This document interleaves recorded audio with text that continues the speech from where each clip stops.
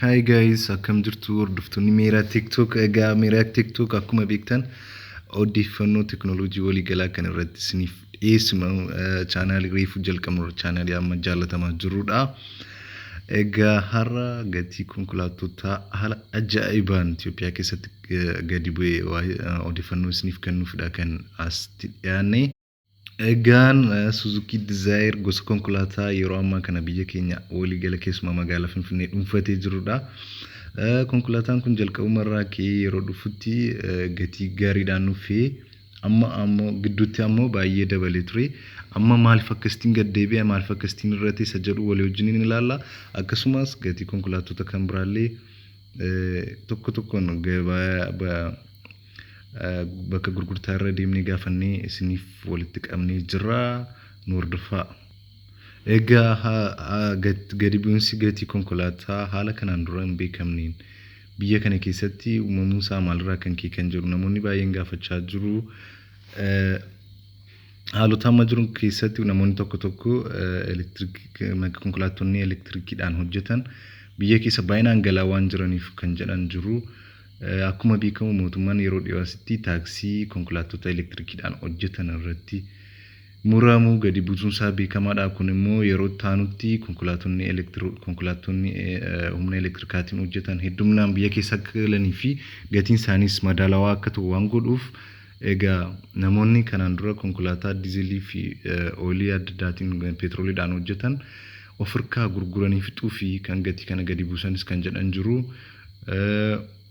Kan biraan ammoo biyya kana keessatti iddoo tokko haa xiqqaatus baay'inni isaa malee konkolaattonni biyya keessatti walitti gaxxamaman biyya keessatti baay'achaa waan jiraniif isaan irratti immoo gatiin taaksii xiqqaa waan ta'eef kana jechuun ispeer paartii isaan irratti taaksii kaffalamuun ala guutummaatti akka konkolaataa biyya alaatti hojjetamee dhufeetti taaksiin irratti muramu waan ta'eef sunis gatii gadi buuseera waan jedhamu jira.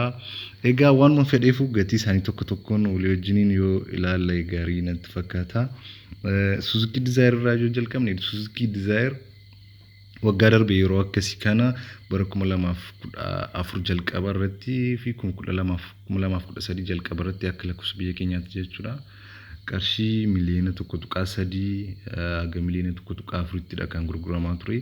Gidduutti ji'a muraasa booddee waggaa tokko asitti gan gara birrii yookaan qarshii miliyoona 2.5 miliyoona 2.6 ga'ee baay'ee gatii ajaa'ibaatiin baay'ina ajaa'ibaatiin dabalee ture.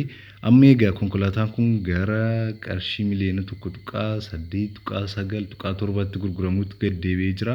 Kana jechuun haala ajaa'ibsiisaatiin naannoo qarshii 600,000 olii hir'atee jira jechuudha. Akkuma beekamu egaa kanaan dura qarshii 500,000 jechuun konkolaattota gatii gadi bu'aa kanneen akka Vitz illee kan ittiin gurguraman ture. Kana jechuun hir'inni amma argame kun kan kanaan dura konkolaataan tokko ittiin gurguramee bitamu ture. Akkuma beekamu egaa konkolaataan kun biyya Hindiitti kan hojjetamu yoo ta'u abbaan CC 1,200 pistanii 4 kan qabu qarshii miliyoona 1.7 amma miliyoona 1.8 50,000tti gurguramaa jira jechuudha. Haaluma wal fakkaatuun konkolaattota kan biraa irratti hir'achuun konkolaataa kana konkolaattota kan biraa irratti illee hir'ina madaalawaa fideetti kan jiru kanneen keessaa muraasa isinitti hima. Toyota Rush abbaan CC 1,600 gara qarshii miliyoona 5tti kan gurguramaa jiru. Toyota Raiz qarshii miliyoona 4 hanga miliyoona 4,250tti kan gurguramaa jiru.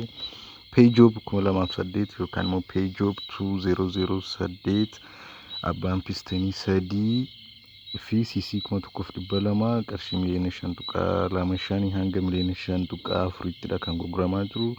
Kan biraan Hyundai Cretaan miliyoona abbaan CC 1.5 fi pistanii 4 kan qabu qarshii miliyoona 5.2 hamma miliyoona 5.35tti gurguramaa kan jiru. Kan biraan Mitsubishi Atrejiidha. Mitsubishi Atrejiin egaa makiina konkolaattota kan biraarraa kan ittiin adda ta'u beeltii diraayivenidha. Giriidhaan utuu hin taane kan inni walitti qabatee jiru tiraansmiishiniin isaatii fi injiniin isaa beeltiidhaan kan walitti qabatee jiru. Kun immoo baay'ee speediin isaa yeroo dabalus yeroo irrattus haala wal fakkaataadhaan akka irratuuf kan gargaarudha. Abbaan pisteenii sadii እንግዲህ ኦኬ Mitsubishi Shaatirjiin abbaan pisteenii sadii miliyoona 2.6 miliyoona 2.7 kan gurguramaatii jiru. Inni dhuma Hyundai Grand Titanidha. Hyundai Grand Titaniin abbaan cc 1,200 fi pisteenii 4 qarshii miliyoona 3 amma 3.25ttidha kan gurguramaa jiru. Egaa dhaggeeffattoota hordoftoota keenya chaanaalii keenya yeroo hundumaa akkasitiin hordoftanii jennaan informationii fi odeeffannoo gaggaarii kan barumsas haala gabaa keessa jirus argachuu dandeessan waan argattaniif follow, like, share godhaa. Galatoomaa.